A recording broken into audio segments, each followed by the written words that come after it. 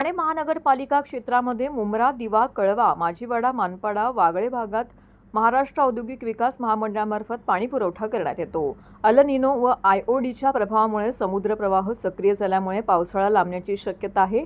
याबाबत जलसंपदा विभागाबरोबरच 14 मे रोजी झालेल्या आढावा बैठकीच्या निर्णयाप्रमाणे आगामी पाणी टंचाईची परिस्थिती उद्भवू नये म्हणून पाणी कपात करण्याचं ठरलेलं आहे।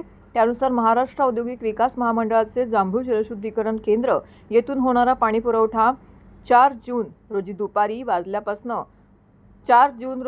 12 वाजल्यापासून ते शुक्रवारी 5 जून रोजी दुपारी 12 वाजेपर्यंत एकूण 24 तास पाणी पुरवठा बंद राहणार आहे।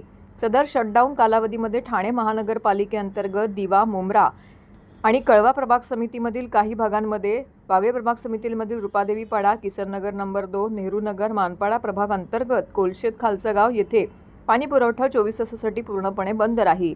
पाणी पुरवठा सुरू झाल्यानंतर पुढील 1 ते 2 दिवस कमी दाबाने पाणी पुरवठा होईल याची नागरिकांनी नोंद घ्यावी। तसेच सदर पाणी कपातीच्या कालावधीत पाणी काटकसरीने वापरून महापालिकेस सहकार्य करावे असं आवाहन महापालिकेच्या वतीने करण्यात आलेलं आहे।